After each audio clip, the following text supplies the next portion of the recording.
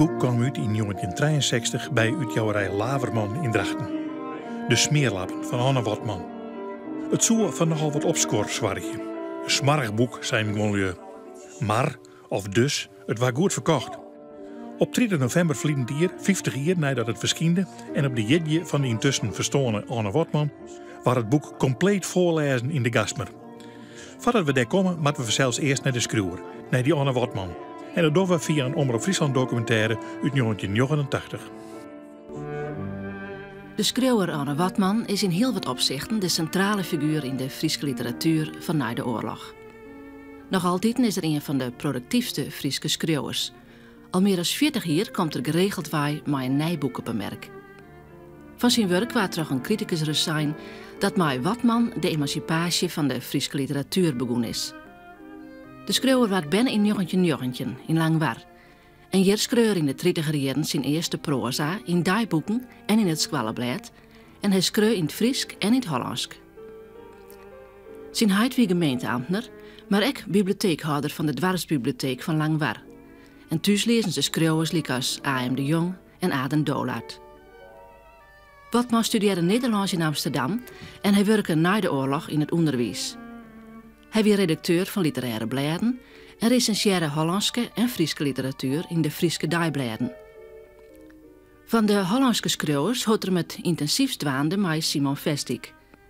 Na zijn fut arbeidde er een tal jaren als co-auteur van een biografie van Vestik, maar vanwege conflicten met de widow van de schreeuwer lutste ze hem uit het project waarom.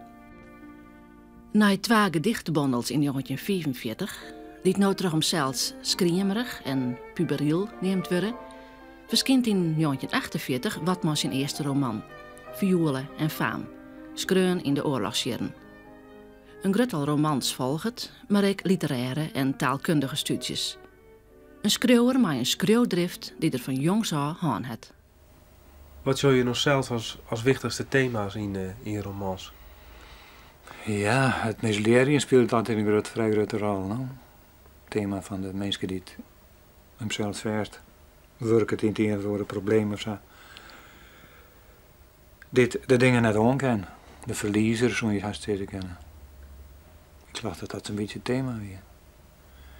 En dan ja, ik vaak in en door relaties. Relatieproblemen spelen daar dus ook een rol bij. Ik denk dat dat een beetje is. De anti-held wat er wel zijn, ik weet het net, ja, dat het een goede formule is, anti-held. Maar het is voor zo dat een romanfiguur in het algemeen net zo'n grote tansans binnen. Maar meer wat figuren die het moeilijk in het leven omkraskje. En vaak ontdaan een negatieve balans op mij te maken.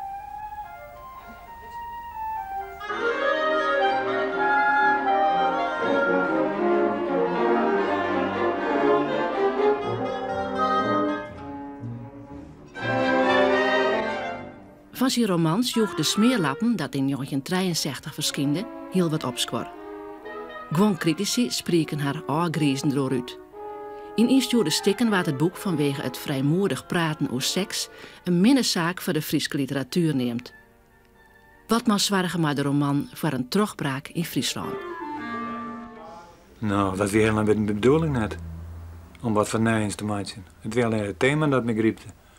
En het thema weer dus dat wat eigenlijk pas aan het eind erin komt. Dat deze man alleen maar een dochter had, dat de naam van die familie die voortbestaan bedoelt. Dat hij een bij kreeg. Dat was eigenlijk de gedachte dat ik vanuit ging. Dat heb ik dus van het begin gewoon best ontwikkelen. Maar ik heb nog het idee gehad dat ik kon vernijen weer. Ja. Dat is pas achteraf, door de schrikreactie van het publiek dat kwam. Het is gewoon een soort paniekreactie van het publiek, denk ik. Ik weet het net wat het weer. Maar ja, een soort mensen die er wel mee in de water weer, ja. Dat wel. Maar ging je dat verwachten, dat er zou reageren? Nee, ik heb dat net, nee. Net een flauw idee, dat weer een volslagen verrassing. Een eigenzinnige man.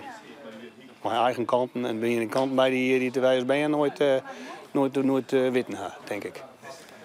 Had je een idee gehad op een gegeven moment dat er dit boekje schreeuwen hier? Nee, absoluut niet. Nee. Wist niet, hè? Dat wist nog net, nee. Hij is toen 1973, dus mijn zusje weer 1. En ik weer zoon en mijn broer Jochen, dus dan weet je net wat je bij doet. Nee, hij moet 4 dagen op Ameland West hadden, want dat typt hadden. Dus... Nee, wij zijn er toen ik geweest, dat we hier op onze vakantie. Ja, dus, en hij ging net mee naar het strand. Dus... Nee, ik kan het niet precies. Nee, weet ik niet. Nee. Zoon Ties Watman, oer zijn heid en de smeerlappen. Een boek wat de letter beter kennen leerde. Pas later toen ik het lees, toen denk ik vanzelf van oh, en ik in de onrin naar deze media heb ik het lezen en dan denk ik van hé, het is eigenlijk nog iedere keer een prachtig boek en het is de moeite waard om dat op deze manier en na 50 jaar naar verschijnen op Sierra, want het is hoe je het hier weer te lezen. En zo was hij initiatiefnemer om de smeerlappen eens een keer voorlezen te laten in het Rijsvert van Nou en dat was de Gasmer. 15 voorlezers komen erin. Een van hen is de oren-initiator, luidt de krantencolumnist Azing Waldhaus. Zit je alleen nog in dat hokje? Je zit alleen nog in het hokje, tenzij je publiek meeneemt dat op die bord zitten gaat. Maar je zit alleen nog in het hokje en dat is hier nu even niet. En dat is voor iedereen hier te volgen en te beluisteren. De lezers die krijgen 2 consumptiemunten, daar houdt dat ik op. En het enige wat zij hier via de stoffelijk horen is een stukje chippen. En dat is steeds symbolisch eigenlijk voor het feit dat ze, nadat ze familie maar de smeerlappen in aanraking komen en hun handen in onschuld kunnen wassen. Ze hadden Gasmer herberg in een Ielaak als centrum kezen.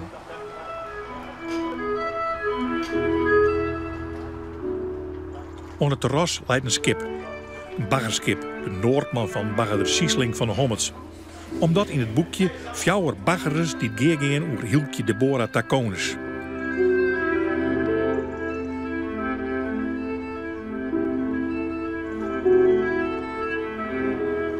In de stuurhutte wordt lezen. Het ken los. Jantien de Boer begint. Master Boor en de oren. Us heid had altijd zijn dat ik de snoordste net bin. En dat kan best weer wezen. Een poortje dingen die het ons had te zezen van het griepen lezen en die het oorleur samen onwaaien, had ik nooit begrepen kunnen. Jildzaken, politiek, elektrische apparaten, om maar een peer te nemen. Mijn squallen gaan weer geen succes. Dat had ik wel begrepen.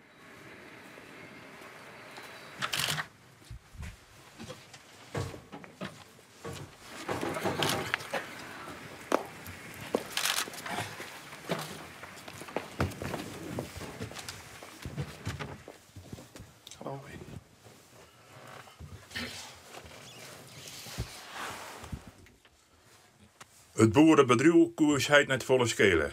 Hij liet het meeste aan arbeideroer en hij heeft er voor zijn 50ste mee ophouden.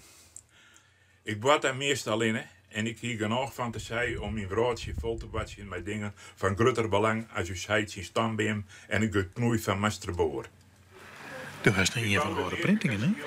Ja, ik heb een van alle printingen. Het is hier en daar wat verloren. Hij had wat woordjes onpast, dat heb ik even gelezen. En wat hij dus verloren had, heb ik hier een beetje verloren. Dat het een beetje dus zijn moeder, want hij nam zelfs ik Auskier van oude Stavering. Zo'n woordje zei ja, daar boer op leest niks meer witten. En die stenen hier, die heb ik dus verloren in ze. Wie een gouden boek doet het uitkomen.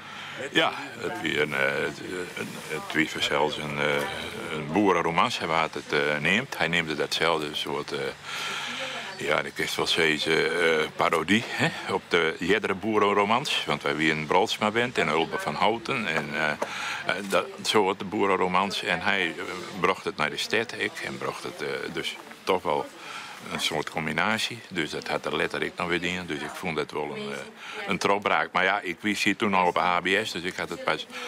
Toen wisten wij dat nog net wend om Fries te lezen. Dat is bij pas letter onderheen gegaan. Ja, maar het boek kwam in volgens mij oktober 63 uit. Ja, bij Laverman. Ja. En wie no time uitverkocht. Ja, het weer dus. Ik heb wat zien, dit is een andere print. Dit wie al de vierde printing in februari 64. Ja. Dus ik is in 4 maanden tijd. En het was eerst in 1000 exemplaren maken en toen in 1500 ook. Dus het ging geweldig goed. Tini Mulder die schreef in het Fries Dagblad dat ze geen recensie aan mocht, omdat het boek net bij de tijd jedde. Hij stond er ooit in de Leeuwarden Krant nog aan dat het boek net recenseren mocht? Dus, Nee.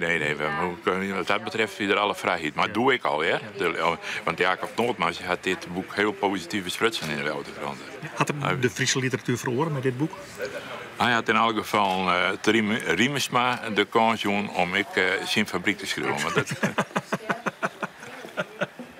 Ja, die mocht toen fabriek schrijven. En dat is de Kamerletter. En toen kreeg ze een hele rier instituutstik. We hebben een smarrig geschreven door in een instituutstik, maar we hebben ook een tweede smarrig boek. Dus de Friese literatuur is bij de tijd en die wil kennelijk de Wolkersen imiteren. Ja, maar als je nou 50 jaar later dit leest, dan valt het dan aan taal. Het valt geweldig taal. Het is een prachtig boekje. Ja, er zit volle meer in als je doet eruit lezen. Tenminste, maar dat had ik me misschien dat dit voor de tweede keer was jongen.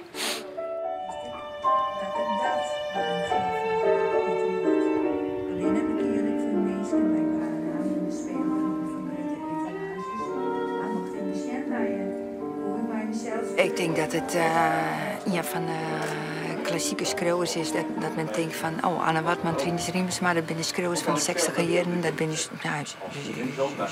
geestelijke voorvaderen. Voorbeelden? Ja, voorbeelden, weet ik net.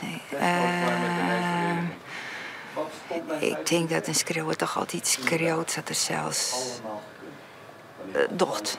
Ja, ik denk wel dat je ze leest. Ik denk dat je echt schreeuwen willen dat je ze eerst wel leest. Wanneer is het smeerlappen voor het eerst lezen?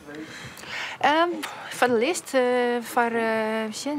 van mijn Friesk MO, dat we in 1984. Ja. En daarna nog een paar keer. Een keer om te recenseren voor circuit. Ja. En dus een stuk of 3 keer, 4 keer lezen. Hoe vond je het? Ja, ik haal altijd vreselijk veel moeite met het boek. Met de haatpersoon. Ik weet nooit hoe ik elke keer te konen inschatten moet. En elke keer denk ik, het is toch anders. Ja, dus ik ben echt nooit klaar met het boek. Gelukkig niet. Maar dat is dus wel heel mooi dan? Dat is heel mooi. Ja, dat is wel heel mooi. Het blijft een klassieker. Weet je, heel dit weer wat nijs uit, Harry. Ja. Later heb ik nog een paar maal van die snoepreisjes naar de stad gemaakt. Maar avontuur was er niet bij. Al ving ik nog wel eens een hongerige oogopslag. De onrust dreef mij voort. En even onweerstaanbaar trok mijn noodlot, mijn onmacht, mij terug naar het huis van de verveling. Maakt het boek een? Ja, dat mij al. Smeerlappen? De smeerlappen. Maar dat is toch een Fries boek? Dat is een Fries boek, ja. Ja. Maar dit is Hollands? Het is Hollands. Het is zo goed dat het ook in het Hollands vertaald is. Er zijn maar weinig boeken in Friese boeken in het Hollands vertaald? Nou, er zijn er wel wat in het Hollands vertaald. Maar deze was, dit is natuurlijk een zwart beertje. Ja? En dat is natuurlijk wel heel uitzonderlijk. Hè? Ja, Havank en Zuid. Ja, dat is een goede serie. Ja.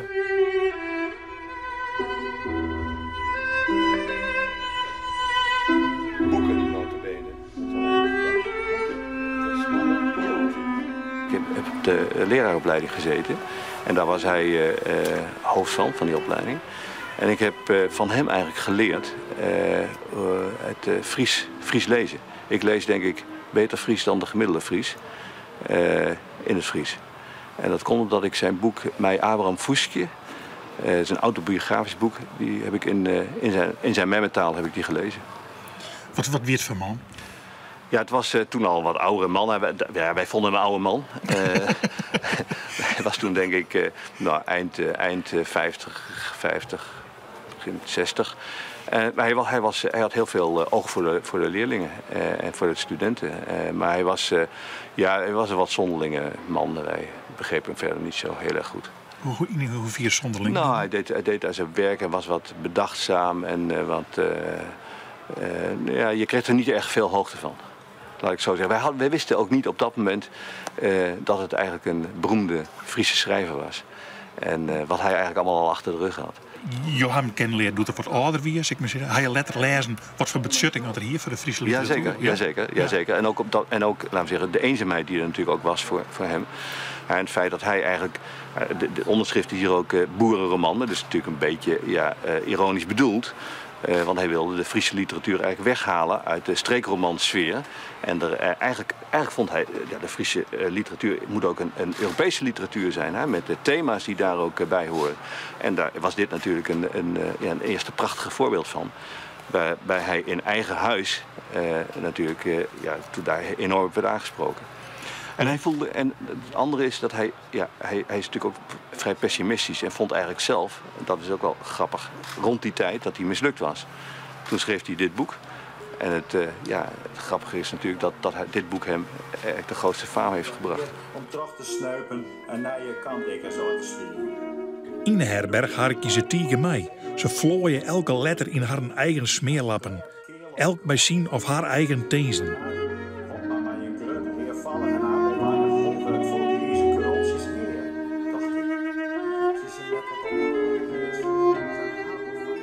Lezen en mij lezen, dat is intensief.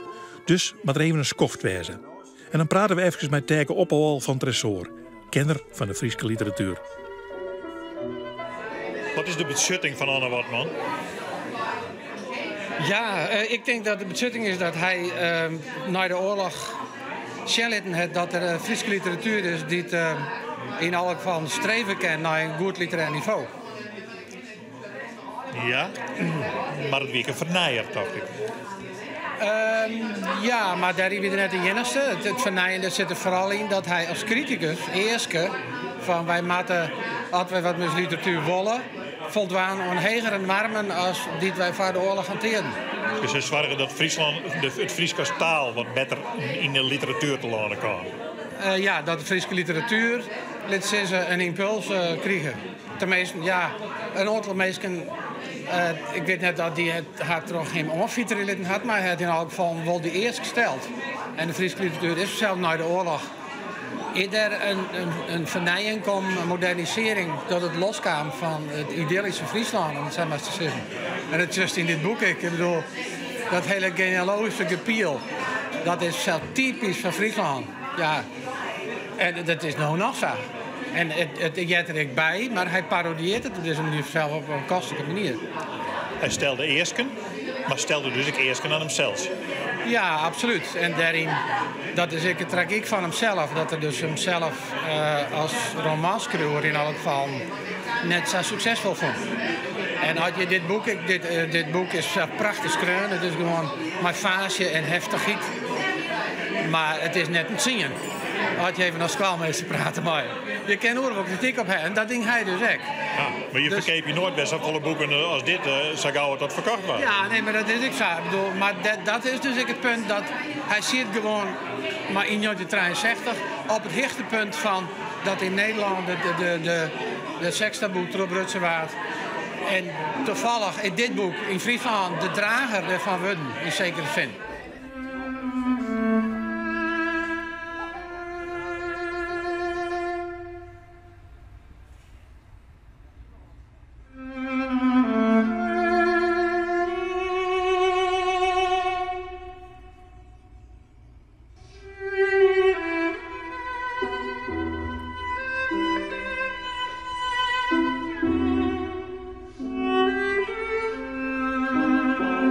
Het verhaal van de smeerlappen gaat over Eelkje Taconis, een boerendochter van een stamboomzieke boer.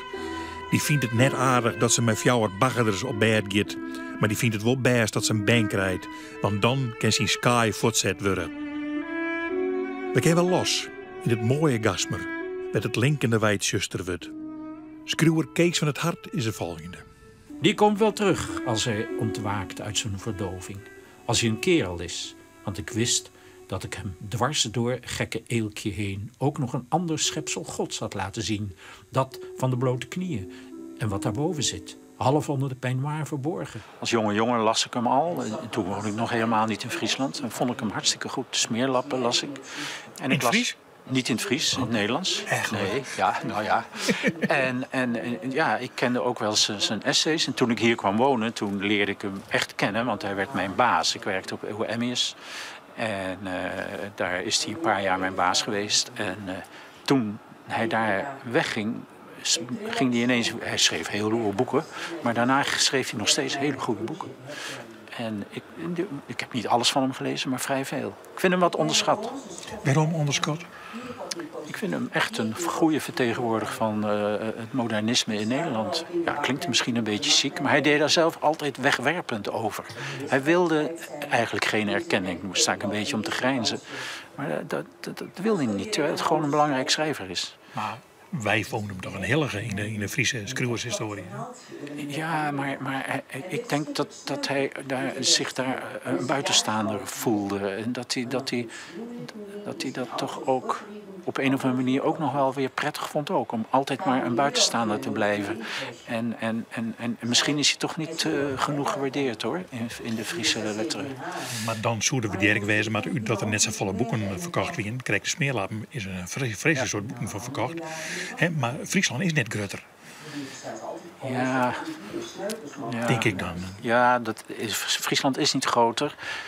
En hij schreef natuurlijk ook wel tamelijk intellectuele boeken die misschien als moeilijk ervaren werden.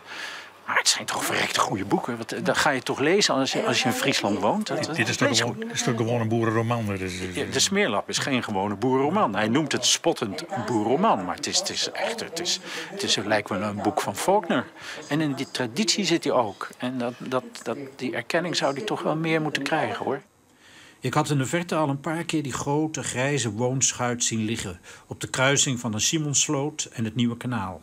Meer oostelijk puften de kleine, venijnige rookwolkjes van de baggermolen en als ik goed toekeek kon ik de emmertjes met slik omhoog en weer naar beneden zien schuiven. Nou ja, dit evenement is een teken dat hij niet vergeten is en wordt. En ik hoorde iets over een film. Nou, dit Smeerlappen kan geweldig verfilmd worden.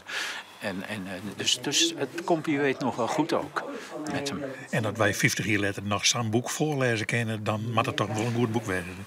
Moet je luisteren als je het nou hoort, als je die taal hoort. Het is een fantastisch boek. Het is modern. Het kan zo weer in een setting gezet worden. Ja. Het is hartstikke goed. Maar meneer het Hart, het is wel een Fries boek.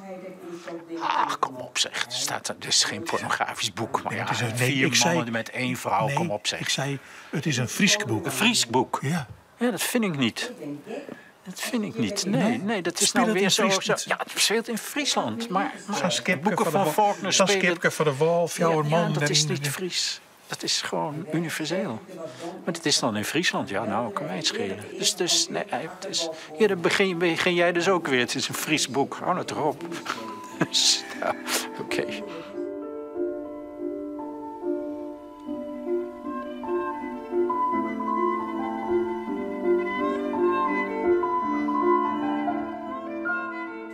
En ik wist er net heen of ik hulp in mijn handje. De rem wie een los bij me. Dat kon de zwarte koffie ook net verhelpen. En doet er op leest mijn knoffelige handen, de knoopjes van mijn trui en de rits van een rok, losloek en een skoft aan oren meer verburgen stikjes techniek ziet er niet verliezen. En mij dan wel vleiden op een zitbank, nooit er het butaglasjacht met trillende handen uitlutsen hier, doe ik vrede met alles. Ik onderging zijn begeerig oer mijn nekende staastende jitte handen, zijn snuiven in verholenheden en de stormwind van zijn manwezen als een vreugde op hemzelf. Best zoekt mij verscham je maar ik ondergong het ek, vreemder nog helder bewust, als een wraak op uw huid en zijn fava's, als een triomf oer het beskimmelen besteen van een ozele eelkje. Babs Gezelle Meerburger die schreeuwen een scriptie oer Fabriek van Trines Riemersma en Smeerlappen van Anne Watman. Ik denk dat Friesland zag ik op dat staat lekker in de koel maar literatuur die in Nederland, in Holland, dezelfde kant op gaan. Dat we hun achterna gaan? In bepaalde kwesties wel. Ja. Ik denk dat we de tijd van de ontpildering en ik denk dat hele huisjes aan de kant gaan. En dat is niet dus boeken vanzelf, ik zou. Wie ze Riemersma en Watman had daar bewust van? Ja, dat denk ik al. Watman heeft zelf goed op behecht van wat er in de Nederlandse literatuur speelt. Hij weer recensent, hij schreeuwt vaker wat in het Nederlands. Hij wist goed wat er in Nederland speelde. En ik denk dat Riemersma die ziet door op bij Aming en ik door de fabriekskreun. Dus die wist ik best wel wat. Maar hoe vond je Smeerlap? Voor de eerste keer u het lezen? Ik vond het een heel mooi boekje. Ja? Maar het is wel zo, als je onderzoeken best leest op een manier als dat als gewoon een leuke lezer leest. Ja. En als je het nog eens rustig als mens lezen. Nou, dat is heel apart. Het is krijg als lezen in een oude psalm dat je vroeger als bernis uit de holle leert. Je kent het heel uit de holle, alleen je denkt wel van, goh, zit dat er nog in en dat en dat. Je weet het wel, maar je bent het wel een beetje kwijt.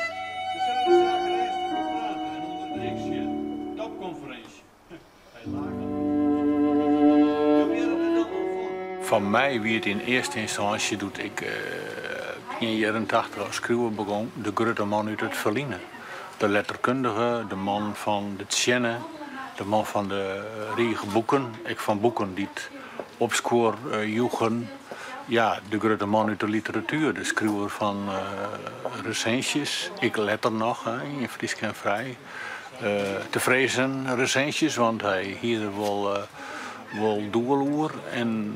Maar ik denk dan altijd ja, dat we in de nijdagen van de schrijver Anne Wortman die doet persoonlijk privé gewoon in sfeer waar ziet. Dat zit hier in Friesland altijd heel dicht bij elkaar, omdat we elkaar al herkennen en we weten al heel waar we binnen. Je komen elkaar altijd wat zien. Dan kies je spreekuitdrukking, dan herinner je altijd in een jongen aan een Watman en dan zeg je dag Watman, want je zegt jo en Watman, dat wie doet de tijden ik nog en wat mij onbelangrijk nou nog.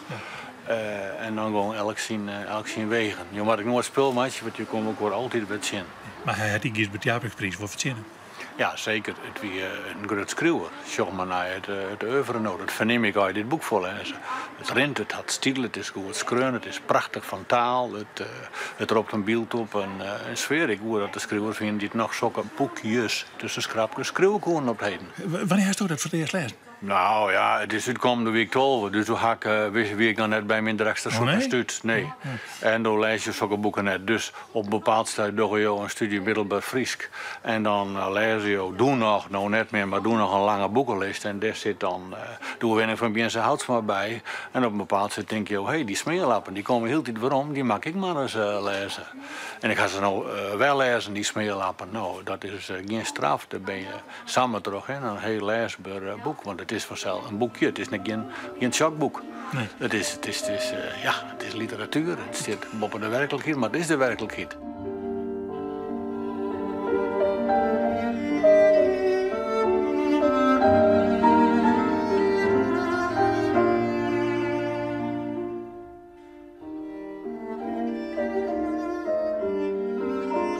Zijn kele loerde kop met smarrige vetlijke griesgele hier over de vette kraag van zijn jas.